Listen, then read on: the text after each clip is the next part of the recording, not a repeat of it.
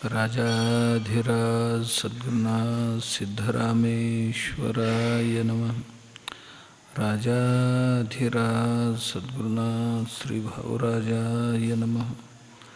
राजाधिराज सद्गुरुनाथ श्री काडसिद्धेश्वराय नमः।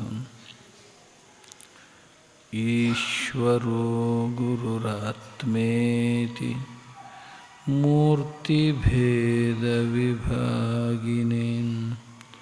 व्योमवद्व्याप्तदेहाय दक्षिणामूर्तये नमः। एक वर्षाने चंदूरच्या या वार्षिक सत्संगात आपण सर्वजण सम्मिलित आहोत। जसं की माणसाला शरीर, बुद्धी आणि मन हे तीन देवाने दिलेले आहे। शरीर तंदुरुस्त ठेवणं, निरोगी ठेवणं, आनंदी ठेवणं हे जसं आवश्यक आहे तसेच बुद्धीलाही तंदुरुस्त ठेवायला पाहिजे, सशक्त बनवायला पाहिजे। बुद्धीसुद्धा ज्ञानाने समृद्ध व्हायला पाहिजे। तसे मन जे आहे छोट्या छोट्या गोष्टींमध्ये रमत असते, छोट्या गोष्टींमध्येच लक्ष घालत असते। मनाला त्या छोट्या गोष्टींमुळे छोटंच सुख पावत असते, म्हणून मनाला थोडंसं मोठं करण्याची गरज असते, मनाला एकाग्र करण्याची गरज असते आणि मनाला निश्चिंत ठेवण्याची गरज असते। आम्ही ह्या तिन्हींच्याही सदृढतेसाठी, विकासासाठी खरं म्हणजे आयुष्यातला वेळ द्यायला पाहिजे, तिन्हींसाठी द्यायला पाहिजे। ज्यादा तर आम्ही सर्व वेळ कशा करता देतो? शरीरासाठीच देतो, पोटासाठीच देतो। तिन्हींसाठी समान वेळ द्यावं असं नाही आहे। एकापेक्षा एक ही मोठी आहे। शरीराची मोजमाप निश्चित आहे। एक 5-6 फूट उंचीला असतो, एक 60-70-80 किलो, 90 किलो, 100 किलो आपण वजनाला असतो आणि काय झोपलो उठलो काही झालं तरी 7/4 मध्ये सर्व काम भागते, 7/3 मध्ये भागते। एवढंच त्याची गरज तेवढंच आहे। आणि कितीही काही केलं तरी एका वेळेला 1-2-3 भाकरी लागतात आणि जरासा कणी असेल, भात असेल, का असेल ते लागते। याच्यापेक्षा जादा दिली तर ते घेत नाही, ते म्हणते ठेवा संध्याकाळी बघू, दुपारी बघू म्हणतं। त्याच्याकरता राबतो किती माणूस, राबतो किती म्हणजे त्याला हिशोबच नाही। दिवसपाळी करतो, रात्रपाळी करतो, सगळी करतो। का तर तो असा समजतो की माझ्या एकट्याचा नाही आहे, माझ्या परिवारात आपण बरीच माणसं आहोत। आणि तो असाही विचार करतो, नाही मला केवळ आजचा विचार करून चालणार नाही आहे, मला उद्या परवासाठी सुद्धा आत्ताच साठवून ठेवावं लागणार। तो असा नाही विचार करत की उद्या परवा सुद्धा दिवस आहेत, मला काम करायचं आहे। नाही आजारी पडलो तर, गावी गेलो तर, दुसरं काय काम लागलं तर, माझं चालत राहायला पाहिजे, असं त्याला त्याची चिंता असते. हे असायला हवं. माणसांची शरीराची ताकद एवढी आहे आणि माणूस कुणालाही न बघता स्वतःचा संसार चालवायचं ठरलं,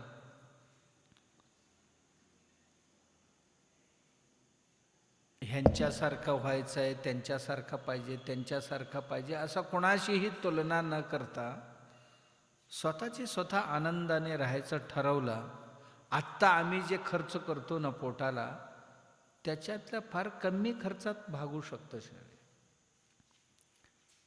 अनाठाई त्याच्यासाठी खर्च करतो का? नुसतं खाणं असते थोडी शरीराला. खाण्याकरताही त्याला कधीही पोटाला विचारत नाही तुला किती पाहिजे, किती पचन होणार आहे, याचा कधी विचार करतो का बघा? नाही. नुसतं कोंबायचंच काम करतो, भरायचं. जिथे मिळते तिथे भरायचं, जेवढं मिळतं तेवढा सगळीच पचवायचं. ती पचन होऊ द्या नाही होऊ द्या, बघू डॉक्टरकडे जाऊ म्हणतो, पण आत्ता खाऊ, त्याची सुद्धा काळजी नाही त्याला. मला एवढ्याची गरज आहे का? मग गरजच आहे तर कशाचा गरज आहे? पोटाला गरजच आहे तर कशाचा गरज आहे? मी काय खायला पाहिजे, काय नाही खायला पाहिजे, याची पथ्य पाणी ठरवायला पाहिजे ना माणूस म्हटल्यानंतर. बघा गुरंढोरं किती पथ्य पाणी पाळतात. तुम्ही घरात गाई म्हैशी आहेत, नेहमीचे सोडून दुसरं काहीतरी घालून बघा, खातात का? अजिबात चुकून खात नाही. समजा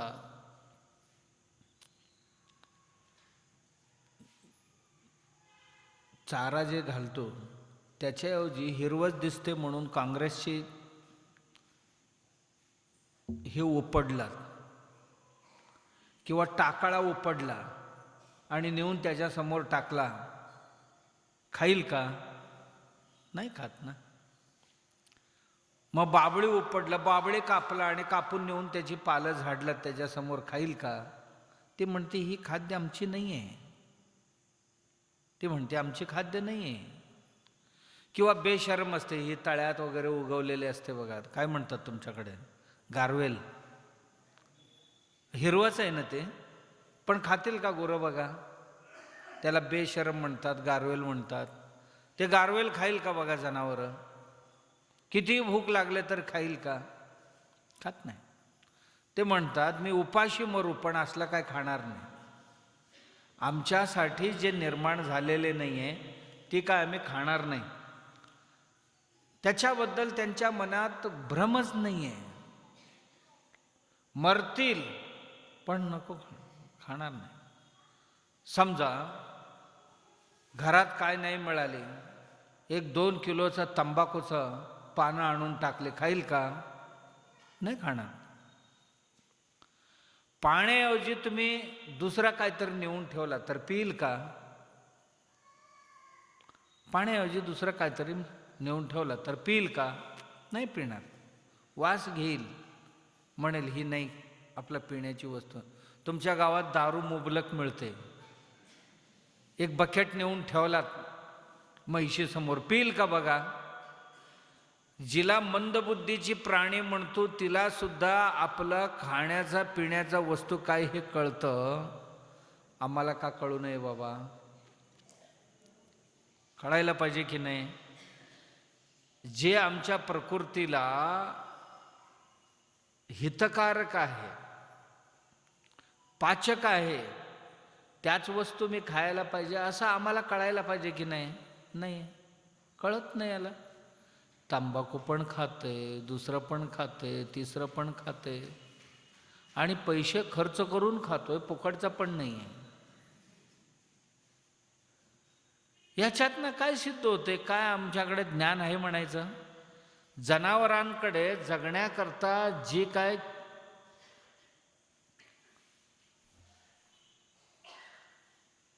जेवढा गरजेचं आहे ज्ञान तेवढं त्यांच्याकडे आहे. आमच्याकडे असून सुद्धा काय उपयोग सांगा? देवाने इतकं चांगले बुद्धी दिलेली आहे, त्या बुद्धीचा वापर कधी करतो खाण्यापिण्यामध्ये? बाबा कुठलं वस्तू खावं, कुठलं खाऊ नये, कुठलं बाद झाले, कुठले चांगले आहे, त्याच्यावर माशी किती बसलेले आहेत, घाण किती पडलेले आहे, त्याच्यावर धूळ किती पडलेले आहे, कधी आम्ही विचार करतो का? सांगा बघू. विचारच करत नाही. चप्पल घेताना माणूस विचार करतो, किती छान आहेत की नाही, चांगले आहेत की नाही, शोभून दिसतील की नाही. अरे चप्पल घेताना एवढा विचार करतो, कपडे घेताना माझ्या शरीराला हे चांगलं दिसेल की नाही दिसेल विचार करतो, शोभेल की नाही शोभेल, मॅच करून बघतो की नाही. कपडे घेणार काय असं डोळे झाकून गेले आणि कपडे घेऊन आले, असं कधी झालंय का कोणाचा? नाही. 10 वेळ असं अंगाला लावणार, बघणार, ही नाही तर दुसरं काढ, तिसरं काढ, दुकानदार वैतागून जाईल एवढा करणार. म्हणजे जे शरीराच्या वर नेसायचं आहे ती घेताना, चप्पल घेताना, गडी घेताना, अशी 100 सामान आहेत, ते घेताना खूप विचार करतो माणूस. अरे एवढीच विचार खाताना का करत नाही माणूस? खाताना करायला पाहिजे की नाही? करतच नाही. आणि परिस्थिती पण बघा ना आपल्याकडे.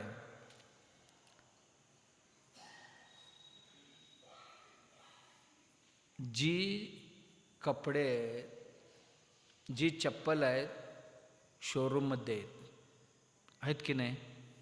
शोरूममध्ये आहेत. चप्पल कपडे एशीमध्ये शोरूममध्ये असं टांगलेले आहेत, ठेवलेले आहेत. आणि हे कुठे आहेत? गटरीवर.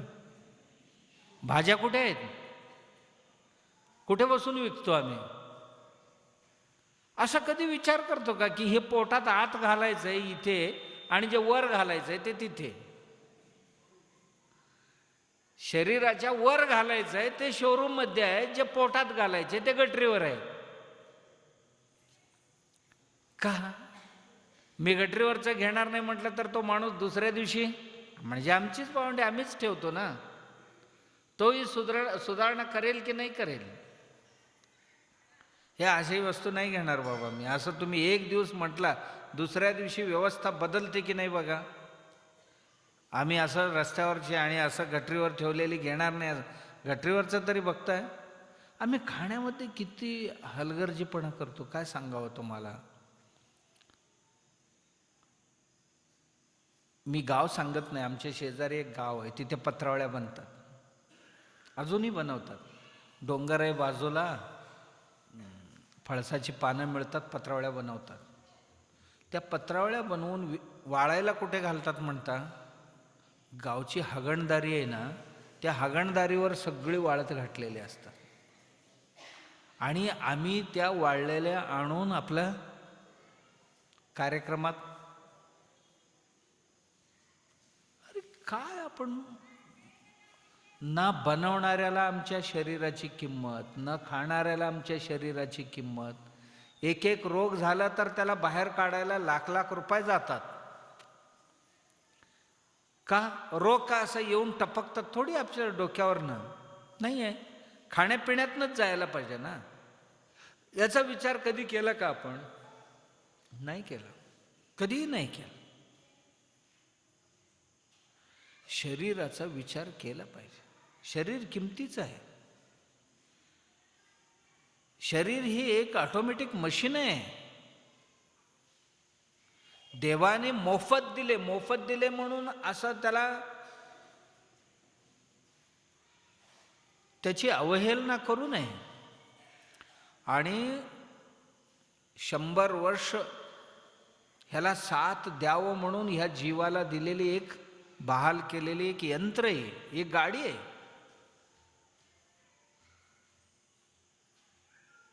गाडीला पेट्रोल घालायचं सोडून पाणी घालून चालेल का? ज्याला पेट्रोल घालायला पाहिजे त्याला डिझेल घालून चालेल का? गाडी चालू शकते का? बघा, तुमची सायकल मोटर आहे, त्याला घाला बघू. अगदी नाहीला झालं तर राखेल घालतो त्याला. राखेलच घातला तर किती दिवस चालेल गाडी ती? पेट्रोल घालण्याऐवजी जर राखेल घालायचं ठरवलं तर किती दिवस चालेल? 2-3 महिन्यात कामाला येईल गाडी आणि गाडी कामातनं जाईल.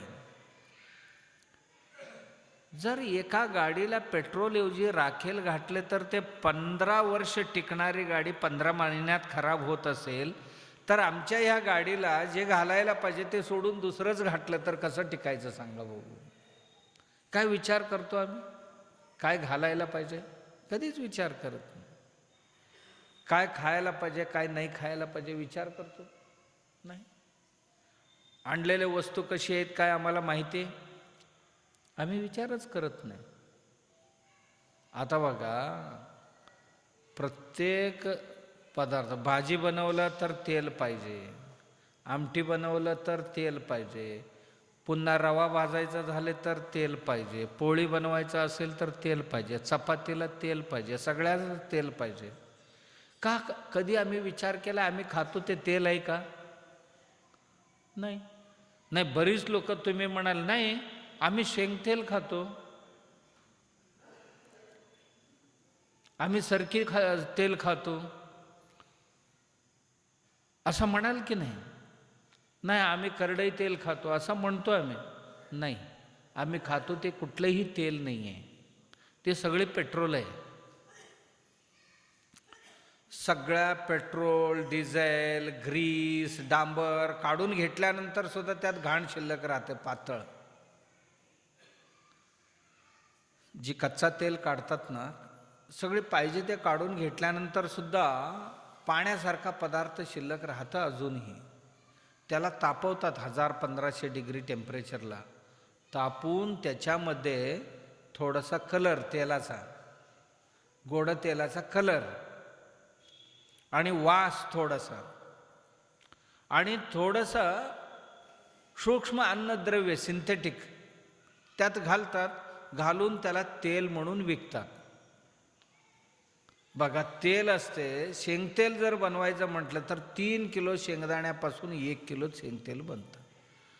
90 रुपये 100 रुपये किलो शेंगदाणे आहेत, म्हणजे 3 किलोला लागले 300 रुपये. आणि आम्हाला नुसतं शेंगदाण्याला 300 रुपये झाले. मग त्याला प्रक्रिया करायचं आहे, बॉटलमध्ये भरायचं आहे, दुकानदारांचे कमिशन द्यायचं आहे, वाहतुकीचा पैसे लागणार, टॅक्सचे पैसे लागणार, किती होईल त्याचं? नाही. आता आमची तेल कितीला आणतो? 100 रुपये 125 रुपयाला रिफाइंड ऑइल. खातो की नाही खातो? खातो. आम्ही कधी विचार केला एवढा चांगला इंजिनला राखेल घालायचं की नाही घालायचं? कधी विचार केला का आपण? नाही केला, खातो ना. मग 50च्या आधी गुडघे दुखायला का सुरू होतात? वंगणच मिळत नाही ना त्या तेलात ना. कारण ते तेल म्हणजे काय तेल नव्हे, ते डुप्लिकेट तेल आहे. मग हे 50 होते न होते तेवढ्यात हे गुडघेदुखी का सुरू झाली? या गुडघेदुखीला जे वंगण पाहिजे ते मिळतच नाही, ते तेल नाही ना. तेल असतं तर असं झालं नसतं. हे पाठ दुखायला लागली, हात दुखायला लागली. मग नंतर दवाखान्याला आम्ही लाखांनी पैसे घालू, 2 गुडघे बदलायला 3 लाख रुपये कमीत कमी घालावं लागतात. आणि मग नंतर आयुष्यात कधी खाली बसता येणार नाही मांडी घालून पैसे देऊन. देवाने एवढी चांगली दिली होती, जर नीट वापरली असती तर खाण्याची पिण्याची वस्तू. नाही ना. आम्ही दुकानातनं रवा आणतो, बरोबर? रवा आणताना ते दुकानदार रवा बनवायला काय करतात माहिती आहे? मोठमोठ्या कारखान्यांमध्ये गव्हाच्या वरचा साली काढतात. ते ह्याचा गोऱ्या रंगाचा वर साल असते की नाही, ते काढतात. काढून आतलं जे असते ते फोडून त्याचा रवा बनवून किंवा त्याचा आटा बनवून आम्हाला देतात. हे वरचं का काढतात बाबा? काढून गहू भुस्सा म्हणून तुम्हाला जनावरांना देतात. आणि जी खायचं असते, अन्नसत्व असते ते त्यातच असते आणि ती येते गुरांना, आणि जे गुरांना घालायला पाहिजे ती येते आम्हाला. ती जर वर राहिली तर लवकर किडे होतात. त्या अन्नामध्ये लवकर कीड होतात. का? किड्यांना माहिती आहे काय खायचं, आणि ते बिनकामाचं आहे. आता पांढरा रवा आपण आणतो, आटा आणतो, 6-6 महिने कीड लागत नाही त्याला. का? त्या किड्यांना सुद्धा माहिती आहे ही खायची वस्तू नाही आहे, त्यामुळे त्याला कीडच लागत नाही. ज्याला कीड लागतात ते गुरांसाठी गेले. मग आम्ही खाऊन काय आम्हाला ताकद मिळणार आहे? त्यात फक्त सवय झाली म्हणून खायचं, त्यात काय मिळत नाही, काय मिळत नाही.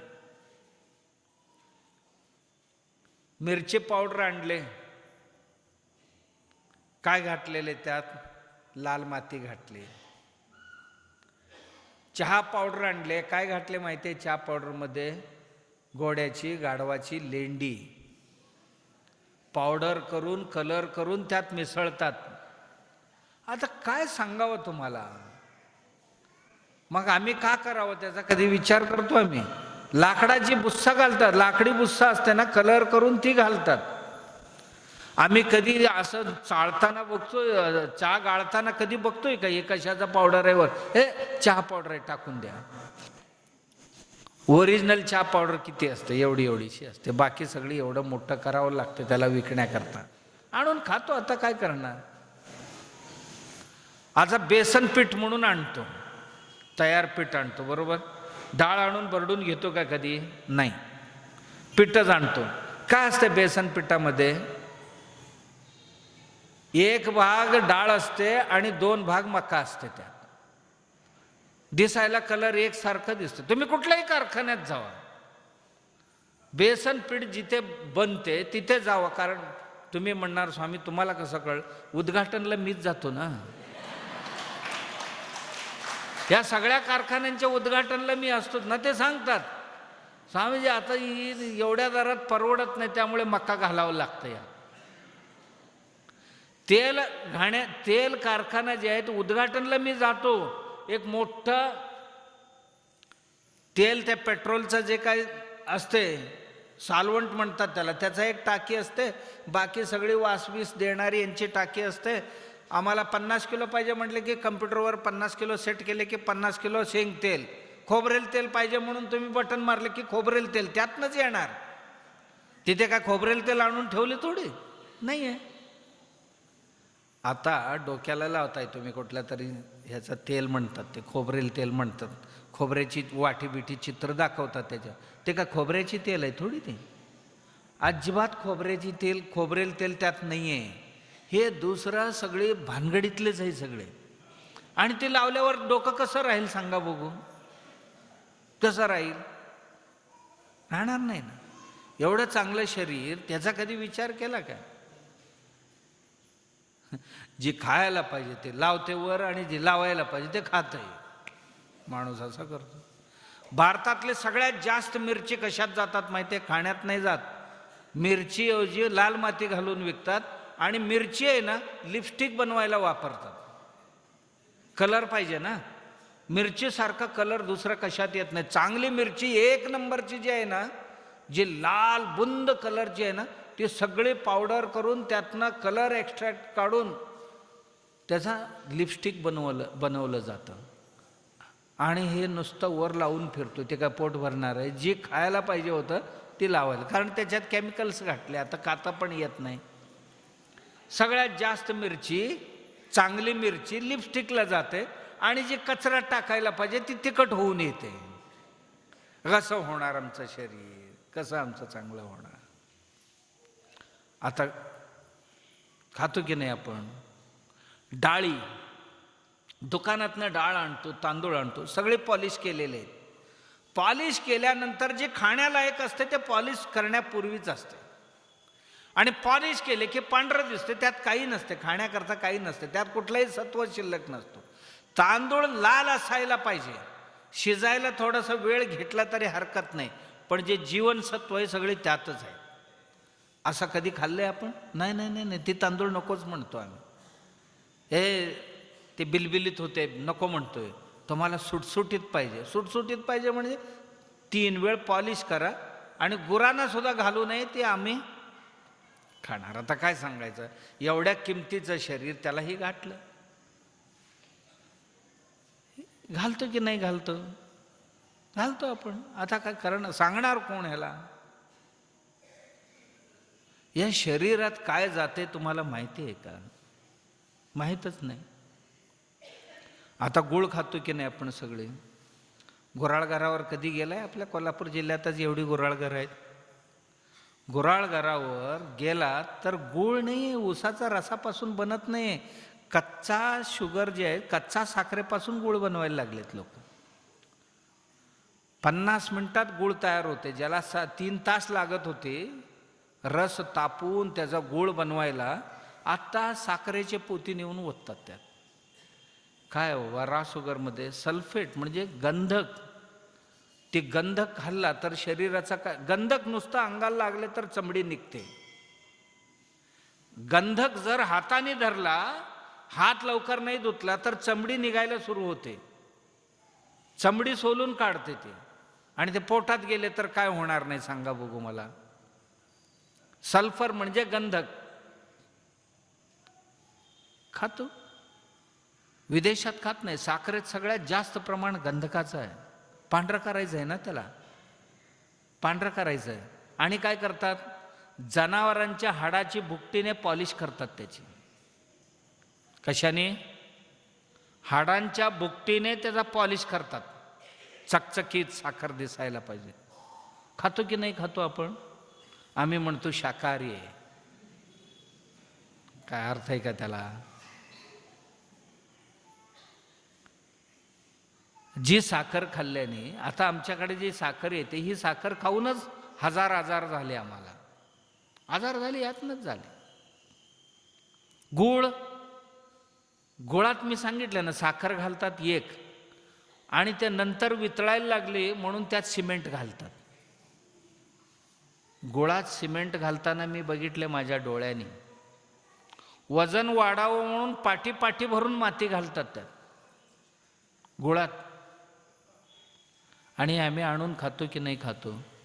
का आम्ही तपासलं आणि असली घेणार नाही म्हटलं तर पुढच्या वर्षी सुधरेल की नाही सुधरेल? तो त्याचा माल सुधरेल की नाही सुधरेल?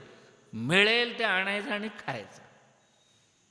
असं का तुम्ही म्हणणार? असं सगळे तुम्ही सांगत गेला तर आम्ही काय उपाशी मरावं की जगावं? हां, उपाशी मरावं की जगावं अशी अवस्था होत आहे. आता मॅगी आणून खाताय की नाही तुम्ही? मॅगी कशी बनवतात मॅगी सांगू? तुम्ही पाहिजे तर जावा याच्यावर नेटवर, तुम्हाला कळतंय. जनावरांना न सोलताच मशीनमध्ये घालतात जनावरांना. मग गाढव असेल, घोडा असेल, म्हैस असेल, गाय असेल, बोकड असेल, शेळी असेल, वरबडून वरबडून वरबडून असा त्याची बारीक बारीक तुकडे केले जाते. आणि ते तुकडे स्वच्छ धुतली जाते, धुवून त्याला शिजवले जाते, त्याचा अर्क तयार होते. त्याच्यामध्ये आटा घालतात, पीठ आणि मसाले घालतात, काय काय पाहिजे ते सगळे मसाले त्यात घालून तयार त्याचे धागे निघतात शेवयासारखे. काढतात आणि पिशवीत येते, फक्त पाण्यात उकळायचं, खायचं. खाता की नाही खाताय? भरपूर लोक आहेत हो आपल्या खाणारे आहेत की नाही, आणि म्हणतात आम्ही शाकाहारी आहोत. आता साबुदाणा खातो की नाही आपण सगळेजण? हां, नको सांगायला?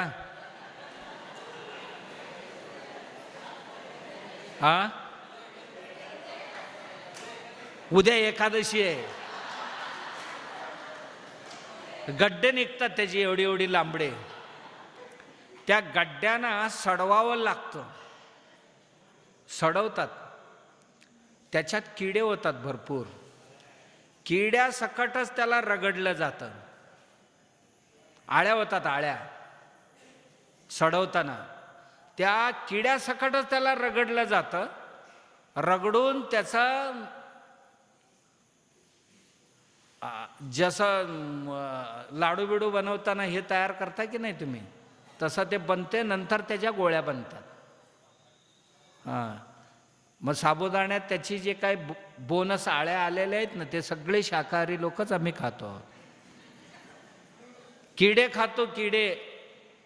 मुलांना चॉकलेट देताय की नाही? चॉकलेटमध्ये काय असते माहिती आहे?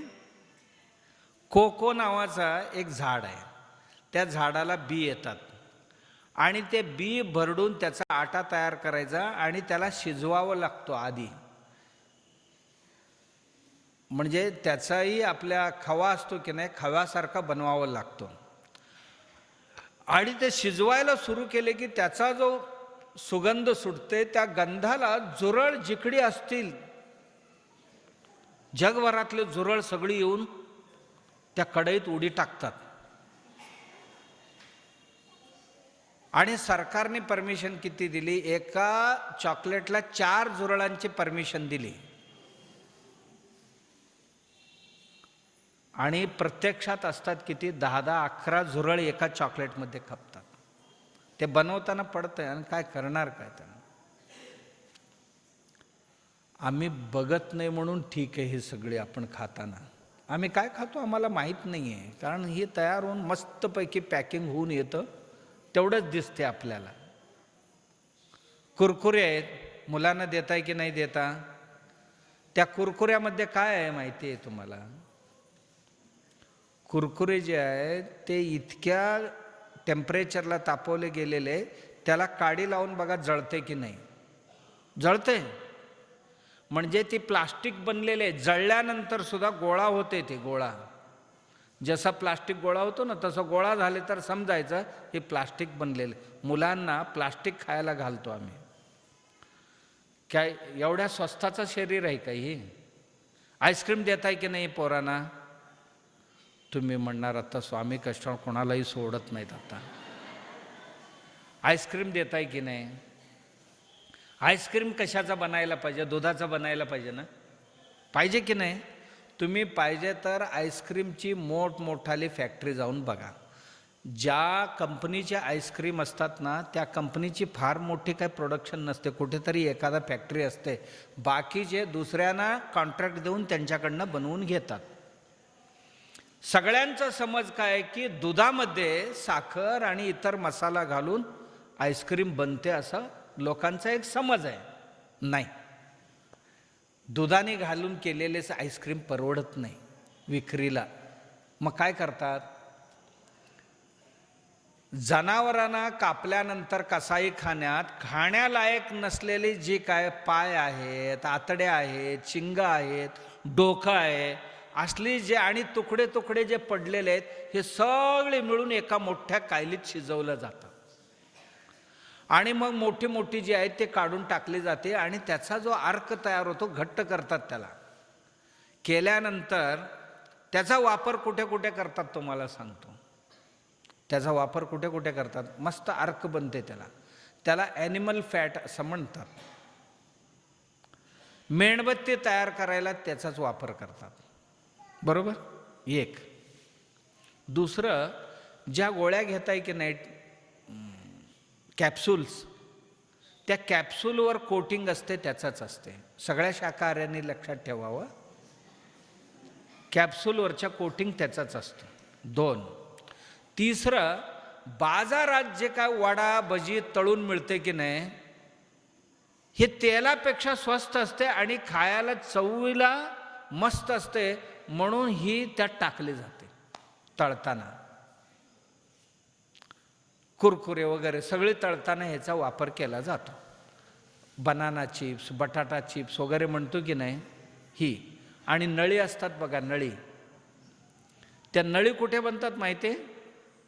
आपल्या इथे कोल्हापुरात जर गेलात तुम्ही, त्या बाईच्या पुतळ्यापासून, राजारामपुरीच्या पुढे बाईच्या पुतळ्यापासून डाव्या बाजूला गेला तर एक रेड लाईट एरिया लागतो, एक वेश्यावस्ती लागते. त्या घरांमध्ये हे नळ्या बनतात आणि हगणदारीवर वाळत घातलेले असतात ते सगळे. तुम्ही बघा पाहिजे तर. त्यांची मुलं तिथे संडासला बसतात आणि त्याच्यावरच हे सगळे कापड घालून त्याच्यावर वाळवतात. आमची मुलं ते चवीने खातात. आम्ही सगळे शहाणे विकत घेऊन देतो पोरांना. हे बनण्याची ठिकाण आमच्याकडे अजून जागृती नाही आहे. काय खातो, कुठलं खातो, कसं खातो, एवढ्या किमतीच्या शरीराला कसं ठेवावं याचा काय विचार करतो आपण? नाही. आईस्क्रीमच्या कंपनीत जर गेला, ते ॲनिमल फॅट असं लिहित नाही त्याच्यावर. त्याच्यावर नंबर टाकलेले असतात. ह्याच्यात काय काय इन्ग्रेडियंट्स म्हणजे ह्याच्यात काय काय टाकलेले त्याचं सूची लिहिणं गरजेची असते कायद्यानुसार.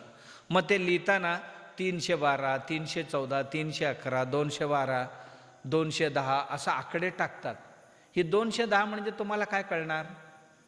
मग तुम्ही नेटवर जायला पाहिजे. 210 म्हणजे काय विचारायचं, तेव्हा खरं कळते हे डुकराचं आहे, शेळीचं आहे, बकरीचं आहे, बैलाचं आहे, म्हैशीचं आहे. तेव्हा तुम्हाला कळणार त्यात खरं काय आहे ते. आणि एवढा त्रास कोण घेतोय? नाही. ह्या सगळ्या आईस्क्रीममध्ये हीच आहे.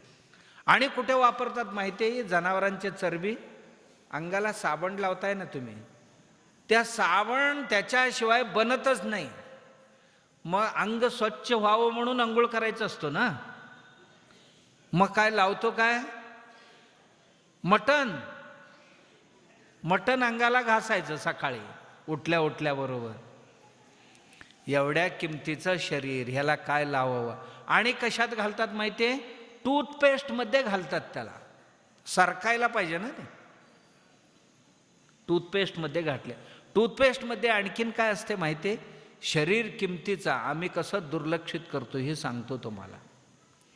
टूथपेस्टमध्ये SLS SLR नावाची 2 रासायनिक स्लरी आहेत, त्या घालतात, ज्याच्यामुळे फेस भरपूर येते. आपल्याला असं लावायला लागल्यानंतर ब्रश करायला लागले की भरपूर फेस यायला पाहिजे, बरं वाटतंय. आरशासमोर असा उभं राहून घासायला लागला, फेस असा यायला लागले, जसा म्हैशी रवंत करताना तोंडाला फेस यावं तसं याचा दात घासताना फेस आले की ह्याला बरं वाटतंय. पण ती इतकी भयानक आहे. तुम्हाला आमच्या देशातल्या कॅन्सर जे आहेत, 36 प्रकारची कॅन्सर भारतात आहेत. किती प्रकारची? 36 प्रकारची कॅन्सर भारतात आहेत. त्यातल्या बऱ्याचशा कॅन्सर केवळ ह्या टूथपेस्टमुळे होते. ज्या टूथपेस्टला फेस भरपूर येते त्याच्यात सगळ्यात जास्त असते. आणि हे ना असा तोंडाला लावताना जिभेच्या खालच्या बाजूला जरासा जरी लागला, आमच्या शरीराची ग्रंथी त्याला शोषून घेतात. जसं माणसाला हार्ट अटॅक येण्याच्या वेळेला जे हार्ट पेशंट असतात त्यांना डॉक्टर एक गोळी देतात. तुला कधी छातीत दुखलं काय झालं तर पटकन जिभेखाली हे गोळी ठेव, 2 सेकंदात शरीर त्याला शोषून घेतं. ते जिभेखाली अशी काही ग्रंथी आहेत, तुम्ही ठेवला तर 2 सेकंदात त्याला रक्तात मिसळून टाकते. हे जे आहेत ना टूथपेस्ट, जितकं लवकर तोंड धुवून तुम्ही मोकळे व्हाल तितकं चांगलं. आणि चुकून जर थोडासा त्यातला वास म्हणा, त्याचा स्लरी काहीतरी राहिला तोंडात, तर ते आमच्या रक्तात मिसळते आणि आम्ही ना बिडी ओढत, न दारू पीत, न कुठले व्यसनं करत, तरीसुद्धा कॅन्सर झाले आम्हाला. बायका काय कुठली व्यसनं करतात? मग बायकांना कॅन्सर होण्याचं कारण काय बाबा? हेच आहे, आम्ही खात असलेले, पीत असलेले. आणि ही टूथपेस्ट का दंतमंजन वापरता येत नाही? मंजन आहे ना, मंजन वापरू शकतो की नाही वापरू शकत? वापरू शकतो. मंजन नको वाटतं लोकांना, ह्याचा बघून तो, त्याचा बघून तो, त्याचा बघून तो. मंजन एकतर स्वस्त आहे, काहीही नाही. तुम्ही घरातच आपल्या गाईचं शेण वाळवायचं, वाळवून त्याला जाळायचं. जाळायचं म्हणजे काळा कोळसा होईल असं, म्हणजे असं भडकवायचं नाही, अग्नी धुमसत राहायला पाहिजे अशा पद्धतीने. एखाद्या जुन्या पाटी बिटी वर टाकून द्या लोखंडाचा, म्हणजे धुमसत राहील, जळेल. जळून जे तयार होईल ना त्याच्यामध्ये थोडासा पटीक, काय म्हणतो आपण, तुरटी, थोडासा, जास्त नाही, आणि थोडासा मीठ, एवढा मिक्स करून ठेवला. आपल्याला काय दात साफ करायचं आहे, काय खायचं तरी नाही ना, साफ करायचं एवढा पुरेशी आहे. काय पैसेच लागत नाही. आपण आपल्या घरात नाही जमलं, दुकानात त्रिफळा चूर्ण म्हणून मिळते, ती जरी लावला बस झाले, साफ. आम्ही जणू काय ते खायच्या वस्तू असल्यासारखे 100, 150, 200 रुपयाला एक पेस्ट आणणार, लावणार. एवढ्या किमतीची शरीर, ह्याला काय वापरावं हे जर आम्हाला नाही कळलं तर कसं व्हायचं, कसं होणार? आता आमच्या लहान बाळांना सगळ्यांनी बेबी पावडर आणून लावतात, होय ना? बेबी पावडरच म्हणतात ना, जॉन्सनचं वगैरे कंपन्यांचे असतात. त्याच्यावर सरकारने बंदी घातली का? त्या बेबी पावडरने लहान मुलांना कॅन्सर झाले. मग आता बंदी घालण्यापूर्वी काय 5-25 वर्ष वापरले, तेव्हा काय मग त्याचा किती मुलं गेले असतील? काय गरज आहे का त्या पावडर लावायची? याचाही विचार केला पाहिजे. मी म्हटलं ना, आम्ही जे कमवतो ना, कमवलेल्यातलं खाण्याकरता कमी आणि ही लावण्याकरता अधिक. त्याशिवाय जे खायला पाहिजे ते सोडून खाऊ नये त्याच्याकरता अधिक खर्च करतो. सगळेजण अधिक खर्च त्याच्यातच करतो. काय वस्तू कुठली चांगली आहेत आज बाजारात? नाही, कुठली चांगली नाही. तेव्हा आपण आपल्या अंगणात कुठेतरी परसात 4 वांगीचं झाड लावूया आणि 1-4 टोमॅटोची झाड लावूया आणि एखाद्या 2 वेली वाढवूया, त्याची भाजी घेऊया. असं कधी कोणाला आम्हाला, पूर्वी आमची लोक सगळे परड्यातच करून खात होते ना, किंवा शेतात एका कोपऱ्यात कुठेतरी बांधावर आपल्या घरापुरते लागतील असे एक 8-10 प्रकारची भाजी टाकत नव्हते, टाकत होते. घरातली म्हातारी महिला जाऊन तिथे टाकत होते आणि ते येत होते. पाणी पाजताना तो पाजत होता. ऊस एका बाजूला आहे, तर त्याच्या शेजारी कुठेतरी जे जरासं मोकळी पडलेले आहे कोपऱ्यात, त्याच्यात असली काहीतरी एक 8-10 वांगीची झाड, 8-10 टोमॅटोची झाड, 8-10 मिरचीची झाड आणि थोडंसं भेंडी, बावची आणि 1-2-4 वेली बांधावर जागा मोकळी असते, इथे पाटात लावायचं आणि ह्या बाजूला वेली टाकून दिले की सगळ्या वेली येत होते. म्हणजे भोपळा येत होता, दुधी येत होते, दोडका, पडवळ, काय येत नव्हते, सगळे येत होते, घेत होतो आम्ही. पण आज कोणालाही नाही. 3 रुपये किलो ऊस विकायचा, सगळी विकत आणायचं, होय ना? ऊसाचा भाव काय? 3 रुपये किलो. तेल 300 रुपये विकत आणणार. शाणं म्हणतील का याला? 3 रुपये किलो विकते, 300 रुपयाचा आणते. काय ये की नाही बा, पाहुणे आले की पिशवी घेतली आणि निघाले. शहरातली माणसं ठीक आहे, त्यांची शेतीवाडी नसते किंवा गावाकडे असले तरी जायला मिळत नाही. पण ज्या खेड्यात राहतो, आमची एवढी जमिनी आहे कुठेतरी, आणि घराच्या पाठीमागे एवढी जमिनी आहे, जागा पडू नये त्याच्यात करायला नको थोडासा? एवढी जागेत घराला पुरेल एवढा. मी काल गेलो होतो एका गावात, एक शेतकरी भेटला. काय अद्भुत पोरगा तो. भोपळा आहे ना, भोपळ्याची बी टाकला, एवढी वेल आली, आल्याबरोबर कटिंग केला, कटिंग करून चिरून त्यात दोडक्याचा एक तुकडा टाकला, क्रॉस केला. 2 वर्ष येते ते भोपळा, हे आपला दोडका. आणि कारला, त्यालाच कारला जोडलाय, भोपळ्याला कारला जोडलाय, 2 वर्ष येते म्हणे वेल ते.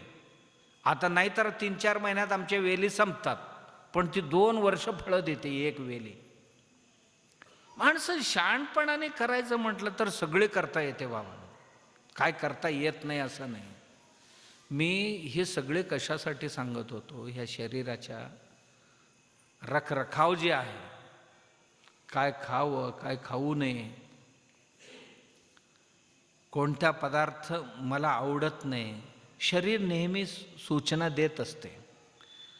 बघा काय सूचना देते. सकाळी संडासला गेला, भांडी, त्या संडासची भांडी असते त्याला बसला, माझा तब्येत चांगलं आहे की नाही हे जर पाहायचं असेल तर गेल्याबरोबर जनावरांना जसं संडास होतो तसं आपल्याला झालं तर समजायचं आमची तब्येत चांगली आहे. जनावरा माणसासारखे कधी कुदतात काय बघा? नाही. 2 सेकंदात खलास खाली पडला. ह्याला बिडी वडायला पाहिजे, तंबाखू मळायला पाहिजे, तरी सुद्धा बाहेर येत नाही, म्हणजे हा निरोगी नाही आहे. मिश्री लावायला पाहिजे, एवढा आटापिटा केल्यानंतर ते बाहेर येणार. मग समजायचं याची प्रकृती चांगली नाही. बरोबर? चांगले नाही आहे ना. आपण विचार करावा. निरोगी शरीर कुठलं? संडास केल्याबरोबर पडलं. आणि दुसरं एक सांगतो तुम्हाला, त्या भांडीला न चिकटता जर गेला, आपण पाणी ओतल्याबरोबर जर न चिकटता एका दमात गेला तर समजायचा त्याचं शरीर चांगलं आहे. बालडीवर पाणी ओतून सुद्धा झाडू आणून फिरवेपर्यंत चिकटलेले सुटत नसेल तर समजायचं ह्याला रोग आहे. तुम्ही कोणालाही विचारायला जाऊ नका, कुठल्याही दवाखान्यात जाऊ नका. जर संडास चिकटत असेल भांडीला, ब्रश शिवाय निघत नसेल तर आमची प्रकृती चांगली नाही असं आपणच ठरवायचं. मग काय करायचं? दुसऱ्या दिवशी खाण्यातल्या वस्तू बदलायचं, पाणी पिणं वाढवायचं. बाबा अधिक पाणी लागू नये ही आम्ही तपासायचं. याच्याकरता कुठेही जाण्याची गरज नाही, कोणत्याही डॉक्टरकडे जाण्याची गरज नाही. लघवीला जसं पाणी पितो तसं लघवीला होते का बाबा हे जर बघायचं. जर पिवळसर जात असेल, लाल जात असेल तर समजायचं माझी प्रकृती चांगली नाही, कारण मला पाणी कमी पडते, मी पाणी पित नाही आहे. का? सारखं सारखं लघवीला जावं लागते म्हणून काही महाशय पाणी पित नाही आणि दवा खाणार, औषध खाणार, पैसे खर्च करणार आणि फुकटचं पाणी प्यायला तर जे बरं होते ते होऊ देणार नाही. नाही का? बऱ्याच लोकांना युरिनरी इन्फेक्शन होतो त्याच्यातनं. लघवीला इन्फेक्शन झाले असं डॉक्टर सांगतात. मग ते इन्फेक्शन घालवायला त्याच्यापेक्षाही भयानक अँटीबायोटिक देतात. ते अँटीबायोटिकमुळे किडनी खराब होतो. घरातच औषध असते नाही असं नाही.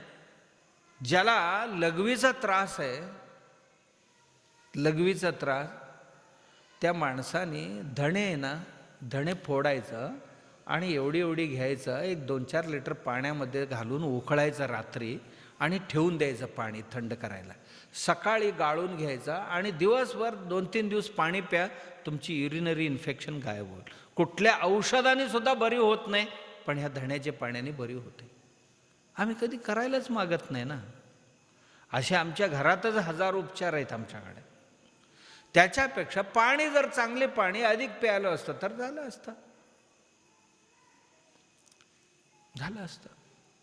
पण आमची स्थिती तशी नाही ना. मी एवढं सगळे काय सांगत होतो की आमचं शरीर आहे हे किमतीचं आहे, खूप किमतीचं आहे. यातलं एक स्पेअर पार्ट आहे की नाही. मी मागे तुम्हाला एक गोष्ट सांगितलेली आठवते की नाही माहीत नाही. एक भिक्षू आला, भिकारी, मोठ्या श्रीमंतांच्या घरासमोर उभं राहिला. बघितलं, म्हटलं हे देवाच्या राज्यात न्याय नाही म्हणाला. का? म्हणाला केवढं मोठं घर, 5 मजली आहे म्हणाला.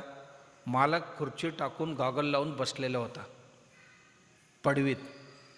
गेला आणि म्हणाला हाय देवाच्या राज्यात न्याय नाही म्हणाला. याला एवढा मोठा घर, मला एक झोपडी सुद्धा नाही, मी कुठेतरी देवळात झोपतो, झाडाखाली झोपतो. याच्या अंगणात एवढी कार गाड्या उभी आहेत, माझ्या पायात साधी फाटकी चप्पल नाही आहे. यांच्या घरात एवढी कपडे आहेत, मला नेसायला लंगूट सुद्धा नाही आहे. अहो यांच्या घरात एवढी खायला पडलेले आहेत, मला 2 तुकडे कोण भीक घालत नाही आहे. हे धिक्कार असो म्हटलं असल्या जन्माला स्वतःला. हे सगळी तो मालक ऐकत होता. तो म्हटला यांच्या घरात एवढी महिला आहेत, मुलं आहेत, अमुक आहेत, माझा बघा ना, कोण एक पोरगी दिली नाही मी भिकाऱ्याला, कोणच नाही माझी, आज मेलो तर उचलायला कोण नाही माझी म्हणाला. तो मालक ऐकत होता. म्हणाला भिक्षू इकडे पुढे ये म्हणाला. पुढे आला तो आत्तापर्यंत जे बोललास की नाही. होय बोललो ना म्हणा. आदला बदली करायचं का म्हटला.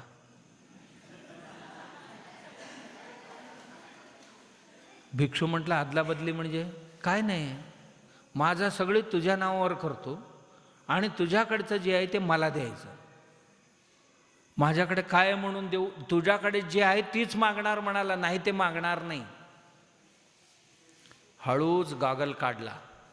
दोन्ही डोळे नव्हते त्याला. कोणाला? मालकाला. माझी सगळी प्रॉपर्टी तुला देतो, ती तुझी 2 डोळे दे मला. 2 मिनिटं विचार केला. डोळे ह्याला देऊन ही सगळी असून उपयोग काय म्हटला. हे डोळ्यानं दिसतच नसेल तर असला का आणि नसला काय म्हणाला. त्यापेक्षा हाई हे बरं आहे म्हणाला. धूमच ठोकला. कळलं किती किमतीचे आहेत आपल्याकडे. जेवढं वर्णन केला होता ना, हे 7 मजले 5 मजले 10 गाड्या 5 गाड्या गडी घोडे गाडी सगळी घरात आहे एवढं, हे सगळीच देतो तुला, फक्त 2 डोळे दे. म्हटलं गेलं. एवढी किमतीची आहेत आमच्याकडे. फक्त एवढंच की मी मगाशीपासून सांगतो ना, की चांगल्या वस्तू खावं, स्वच्छ खावं आणि स्वच्छ हाताने बनवावं. आणि जेवण बनवताना ना रागारागाने बनवू नये, जरा असं गाणं म्हणत म्हणत बनवावं. कारण आम्ही नुसतं वस्तू बनवत नाही, त्यात भावना पण घालायचं असतो. खाणारे आलेत ना, टी व्ही बंद करून त्यांना जेवण वाढावं, मोबाईल कुठेतरी कोपऱ्यात ठेवून जेवायला वाढावं. नाहीतर मी सांगतो ना, मोबाईल बघत बघत जेवत होता. तुझ्या बानी हीच शिकवले का? तुझ्या आईने एखाद त्याला तेल नाही, तिखट नाही, मीठ नाही, कोणी शिकवले तुला? तुझ्या आईने असलीच शिकवले का स्वयंपाक बनवायला? असा तसा म्हणत होता. कारण आजकाल बायका स्वतःचा काय करत नाही, नुसतं मोबाईल बघत बघत स्वयंपाक करतात, त्यामुळे स्वयंपाकात काय स्वाद नसते म्हटला. बायको बघितली तर मोबाईल बघत बघतच जेवत होता. भातात आमटी वतण्याऐवजी ते पाणी वतलेलं होतं. आमटीची पाणी असं वाटलं, त्याला पाण्याची वाटी होती, ती वतून खात होता. म्हणून जेवताना हे सगळे बाजूला ठेवून जेवायला वाढावं. आणि जेवताना काहीतरी चांगलं संवाद असावं, त्यात चांगलं होईल की नाही शरीर. आणि एक काळजी घ्यावं, ज्या ज्या वस्तू आमच्या डोळ्यासमोर बनतात, आमच्या विश्वासातले, 2 रुपये महाग होऊ दे बाबा, सेंद्रिय असावं पदार्थ आणि चांगलं असावं, चांगल्या ठिकाणी ठेवलेली असावी, भेसळ नसावी. एवढ्या किमतीची शरीर आहे, याला बाद काहीतरी स्वस्तात मिळते म्हणून सगळी काय आमच्या लोकांना स्वस्तातली हे लागलेले असते. किडलेले चालतील म्हणतो, स्वस्तात मिळतं ना घे म्हणतोय. नेसायला एक भोग पडलेले घे नको नको नको नको, ते भोग पडलेले म्हणतो. बाजी भोग पडलेले चालते, पण शर्ट भोग पडलेले चालत नाही. हे कुठले शहाणपण आहे? जर चांगलं खायला शिकावं, चांगलं प्यायला शिकावं आणि बनवताना शुद्ध भावनेने बनवावं, जेवतानाही शुद्ध भावनेने जेवावं, तर शरीराला लागते, शरीर निरोगी राहतं. आणि असं शरीर असेल तर या शरीराने काहीही करता येते. शरीर निरोगी कसं राहील, थोडासा त्याच्याकरता व्यायाम असावा आणि जेवढं लागते तेवढंच खावावं, अति अधिक खाऊ नये. आणि जेव्हा भूक लागते तेव्हा जेवण्याचा प्रयत्न करावा. नाहीतर भूक लागले सकाळी आणि संध्याकाळी जेवला, उपयोग होत नाही. आणि जेव्हा शक्य आहे तेव्हा खातो म्हणून रात्री 2 वाजता जेवलास तर त्याचा निरोगी राहण्यामध्ये मदत होत नाही. मग नंतर आपण लाखो रुपये खर्च करतो त्याला नीट करण्याकरता. एकदा आमची जी मूळची आहे ना, ही घालून ह्यात काय नकली जे जे घालतो आतमध्ये ते कुठलेही टिकाऊ नसतं. आहे ही चांगलं सांभाळायचा प्रयत्न करायचा.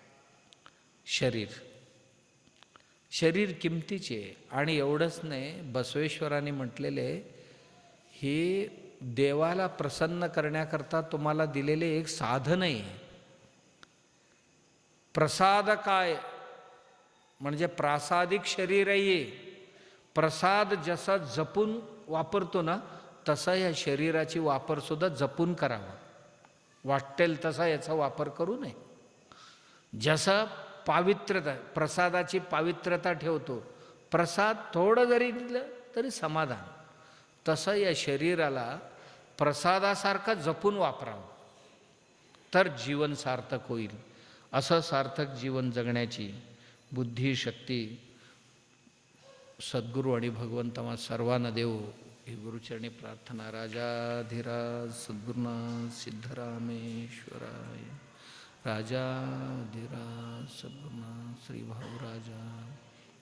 राजाधिराज सद्गुरुनाथ श्री काळसिद्धेश्वरा.